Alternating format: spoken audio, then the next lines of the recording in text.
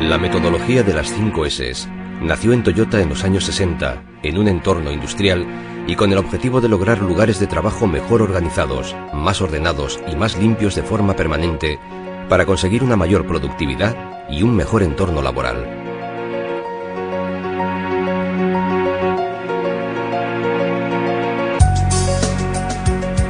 Las 5 S han tenido una amplia difusión y son numerosas las empresas y otras organizaciones que las vienen aplicando por todo el mundo. Aunque conceptualmente son sencillas y no requieren que se imparta una compleja formación a toda la plantilla, ni de expertos que posean conocimientos sofisticados, es fundamental implantarlas mediante una metodología rigurosa y disciplinada. Cuando empezamos con las 5 S, ocurrieron cosas que ni nosotros nos suponíamos que podían ocurrir.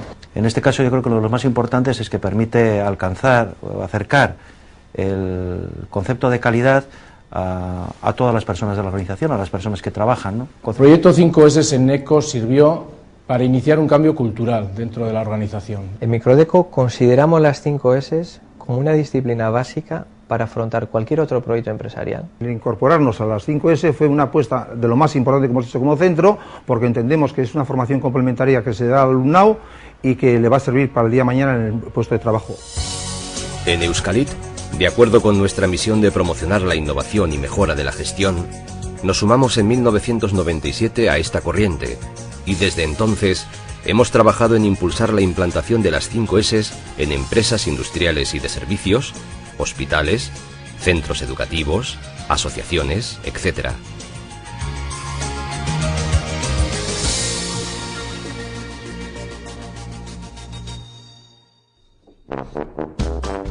Las 5 S se basan en gestionar de forma sistemática los materiales y elementos de un área de trabajo de acuerdo a 5 fases preestablecidas, conceptualmente muy sencillas, pero que requieren esfuerzo y perseverancia para mantenerlas.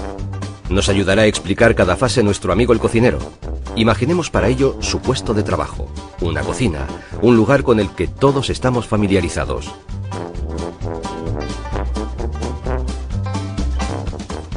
Separar los innecesarios. En la primera S, eliminamos todo aquello que no es necesario en el puesto de trabajo y nos aseguramos de disponer de todo lo que realmente se necesita.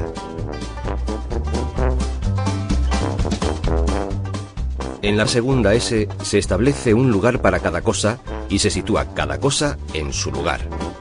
Además, identificamos claramente todos los elementos y materiales del área. Situar necesarios. Suprimir suciedad.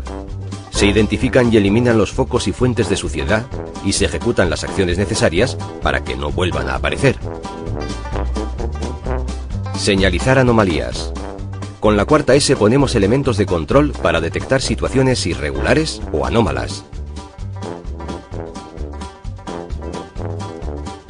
Seguir mejorando. Con la última S aseguramos el mantenimiento y mejora de las 5 S a lo largo del tiempo.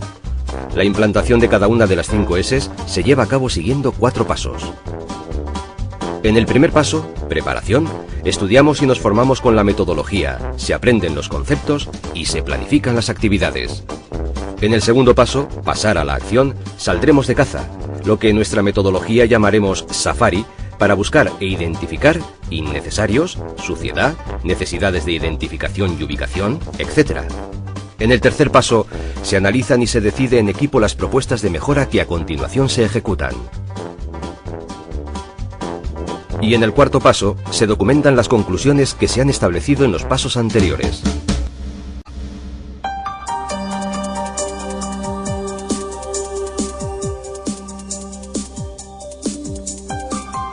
Aunque no solemos ser conscientes de ello, en las organizaciones suele haber muchos más materiales y elementos de los que realmente necesitamos. Por eso, en la primera fase de las 5 S, separar innecesarios, se trata de identificar lo que realmente necesitamos y de deshacerse de todo lo no necesario, evitando que vuelva a aparecer. De forma genérica podríamos decir que son necesarios aquellos elementos o materiales que sin ninguna duda vamos a necesitar próximamente.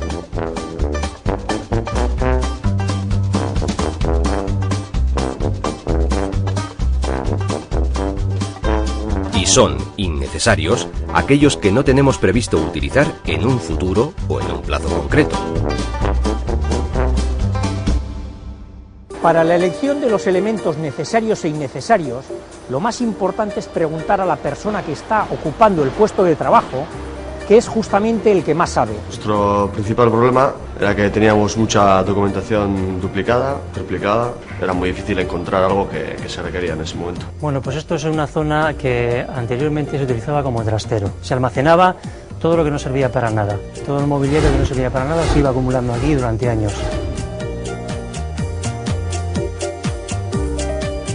Por lo tanto, en esta primera S, lo primero que deberemos determinar en equipo son las definiciones de necesario e innecesario, siendo realistas y prácticos.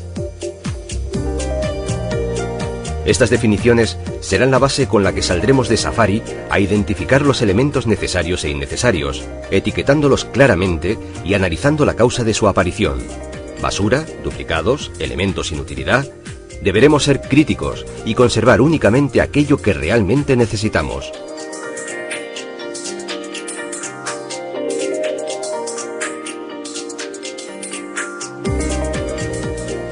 Tras el Safari, decidiremos en equipo qué hacer con los innecesarios identificados: tirarlos, venderlos, reutilizarlos, regalarlos. Es decir, que al final de esta fase se habrán eliminado los obsoletos y duplicados, se evitará comprar elementos de los que ya se dispone, se aprovechará mejor el espacio y se reducirá la sensación de desorganización. Hemos eliminado hasta 43 kilos de documentación.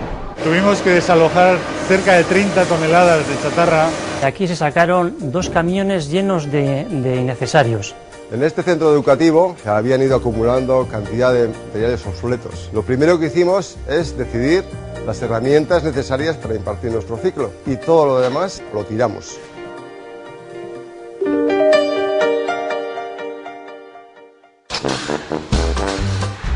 ¿Está todo a mano? ¿En el lugar más adecuado? ¿En su sitio? ¿Sabemos lo que es cada cosa? Tras seleccionar en la primera S lo que realmente es necesario en nuestra organización, en esta segunda fase es el momento de decidir su ubicación e identificación. La regla será un sitio para cada cosa y cada cosa en su sitio. Los elementos que hemos considerado necesarios en la fase anterior deben estar disponibles y próximos al lugar de uso, por lo que al decidir los criterios de ubicación, será necesario considerar su frecuencia de uso, las personas que los utilizan, ergonomía y accesibilidad, y forma y peso de los materiales y elementos.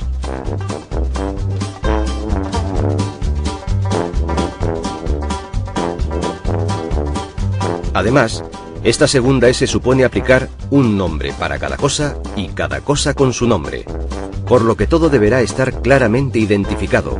Equipos, materiales, herramientas, documentos.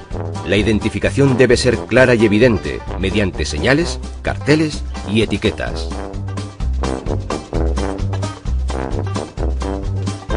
En esta segunda S saldremos de caza por la organización y realizaremos el Safari 5S para detectar las necesidades de ubicación e identificación, recordando en todo momento que no debe haber nada directamente sobre el suelo, que se debe adecuar el contenedor al contenido y mejorar la accesibilidad, y que hay que estandarizar recipientes y disponer de stocks ajustados e inventarios actualizados. Tras el Safari, definiremos en equipo los métodos de ubicación e identificación de todos los elementos y nos proveeremos de los medios necesarios para que todos estén debidamente colocados e identificados. Como criterio general, podemos decir que hay que identificar tanto el elemento, para saber lo que es, como el área donde debe situarse, para saber dónde está o dónde dejarlo, identificando tanto lo general como lo específico. Hace un año trabajábamos más o menos como se ve en la imagen de la izquierda. Hoy en día hemos cambiado y estamos trabajando como se ve en la imagen de la derecha. Hemos puesto los cajones con puertas transparentes para que se pueda ver en cada momento la muela. Después aquí tenemos la herramienta que utilizamos habitualmente y que se puede identificar a simple vista y sabemos cuál es la que nos hace falta y si nos falta alguna en concreto. Los cajones los tenemos puestos con identificadores para saber qué plantilla nos hace falta. Esto es un listado de documentos. Entonces estos documentos, por ejemplo, carpetas colgantes de enfermería, están en ese cajón, están señalizados y están también por orden alfabético. Entonces, si tú quieres encontrar, por ejemplo, el 5, documentación para ingresos, vienes aquí, que pone documentos para uso de enfermería, y en el número 5 encuentras documentación para ingresos. Este cuarto que vemos aquí, anteriormente estaba todo ocupado por todos estos contenedores pequeños que nos almacenan pequeñas piezas. Se organizó todo con la cantidad mínima necesaria, se colocó aquí y solo utilizamos esta pared. En Microdeco tenemos un proceso de gestión documental basado en colores. Amarillo es entrada, azul es pendiente de completar, rojo es pendiente de procesar y verde es pendiente de archivar. Todas las herramientas necesarias para la programación de nuestros alumnos están recogidas en este cuaderno con su descripción y su foto.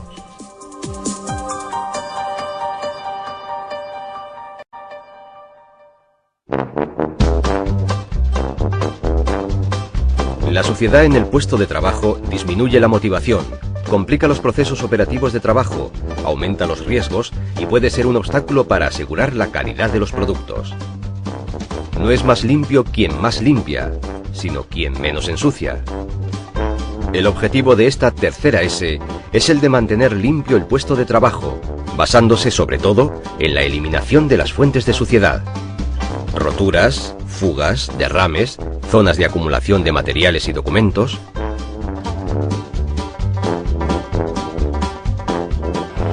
Bueno, el procedimiento de limpieza de cada línea está definido en un procedimiento individual. Cada línea tiene un procedimiento que indica qué personas tienen que realizar la limpieza, con qué periodicidad, con cuánto tiempo, en qué casos y con qué elementos debe de realizarlo. Asumimos que va a haber algo de suciedad durante la limpieza, pero no va a venir nadie a limpiarnos nuestra suciedad. Lo haremos nosotros mismos en el tiempo estimado.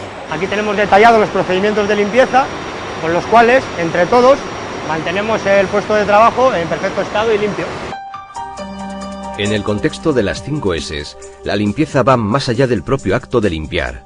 Hablamos de un entorno de trabajo exento de suciedad y de focos que la generen.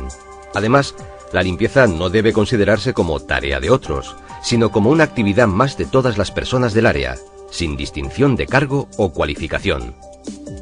Por lo tanto, en esta fase deberemos identificar las fuentes de suciedad, los lugares de acceso difícil, los parches o reparaciones temporales y los materiales dañados o defectuosos. Posteriormente, reflexionaremos sobre su origen o causa y decidiremos cómo y cuándo se eliminan, y se establecerán las medidas preventivas adecuadas para que no vuelvan a aparecer.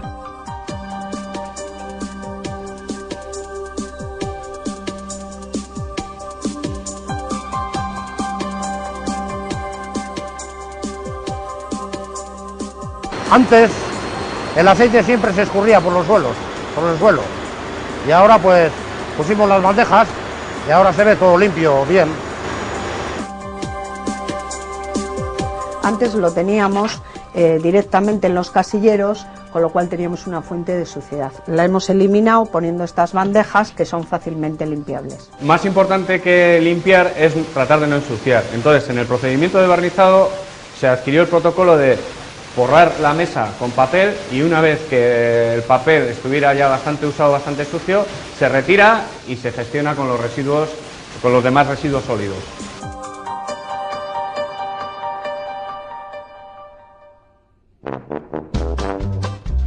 Es momento de implementar los mecanismos adecuados para detectar anomalías y distinguir de forma evidente las situaciones normales o regulares de las irregulares, o dicho de otra forma, señalizar desviaciones del funcionamiento correcto a simple vista. No nos referimos únicamente a la maquinaria, sino a todos los elementos y materiales del área, especialmente a aquellos en los que existe un flujo de entradas y salidas, materia prima, fluidos, consumibles, equipos y maquinaria, herramientas, accesorios. Los sistemas de señalización pueden ser muy variados en función del elemento que queramos controlar. Señales visuales, indicadores o medidores, colores y tarjetas, marcas de situación. Lo importante es que nos permitan evitar que estas situaciones irregulares escapen a nuestro control. Deben verse fácilmente a distancia, ser evidentes para cualquiera y estar, preferiblemente, sobre el elemento a controlar.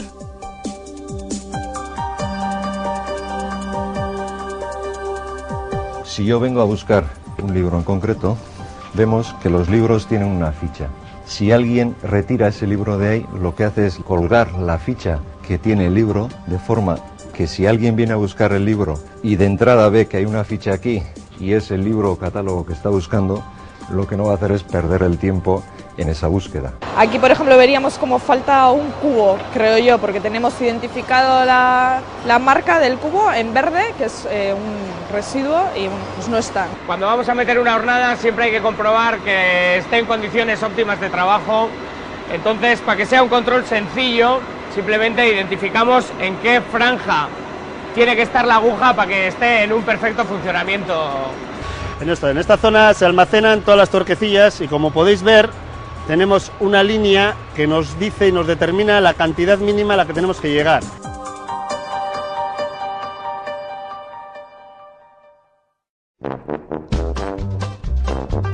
La última fase de la implantación de las 5S es probablemente la más importante, ya que permite mantener todos los logros obtenidos en las 4S anteriores.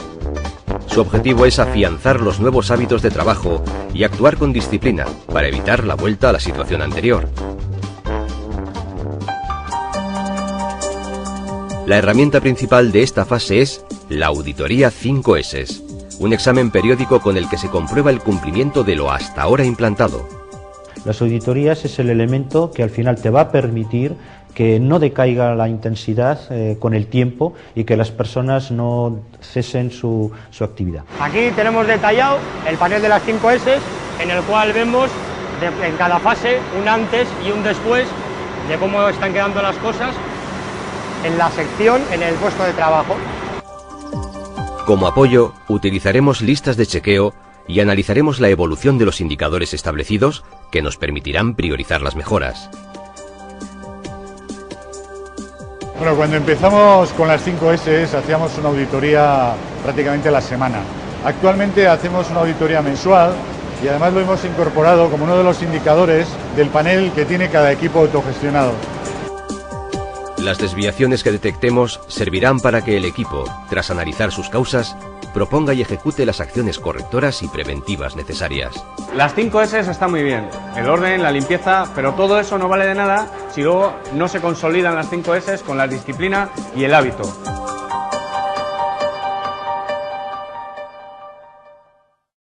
Pues bueno, esto simplemente no es que sea de adorno, que tengamos aquí un montón de fotografías para que hagan bonito cuando viene alguien para enseñarlo, sino que bueno, hay documentos vivos también, digamos, que hay que ir renovando, hacer un seguimiento de que la implantación realmente pues, va aumentando el grado de implantación.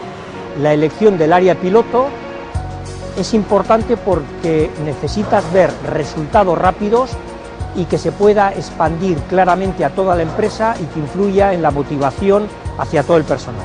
Las 5S son elementos conceptualmente muy básicos y que todo el mundo los comprende fácilmente, pero precisamente por eso igual son difíciles de aplicarlos después en el día a día. Uno de los factores de éxito más importante en la implantación de las 5S es la disciplina. Para la implantación de las 5S es muy importante contar con una metodología, ya que dicha metodología lo que nos va a proporcionar es llegar a consensos, como por ejemplo qué material es necesario y qué es innecesario para todos los miembros de un departamento, en nuestro caso como centro educativo, y no caer en discusiones que nos puedan alargar la fase. Nos va a consolidar cada fase de la implantación y además nos va a evitar que una vez implantadas las 5S caiga en desuso dicha implantación y volvamos al sistema anterior de desorden, caos y demás. Muchas veces hemos tenido ganas de saltarnos la metodología, de coger atajos y tal, pero al final nos hemos dado cuenta de que es peor, entonces hemos seguido paso a paso la metodología. Pues yo sigo diciendo método a rajatabla. No es solo dejar hacer, requiere de planificación, aportación de recursos, pero sobre todo indispensable una implicación del máximo dirigente. Una vez que se inicia, no se puede dejar. Además, te exige, tu estructura mental cambia, te da más tranquilidad, sobre todo en nuestro caso, que trabajamos con personas. Sin la aplicación de las 5 S, hoy no estaríamos donde estamos en el modelo de gestión. Estamos convencidos de que gracias a las 5 S transmitimos al cliente una forma de ser y de trabajar que determina en gran medida la consecución de nuevos pedidos y nuevos proyectos. Las 5 S nos permitió iniciar el cambio en NECO. Al final nos hemos dado cuenta que es bueno personal y laboralmente.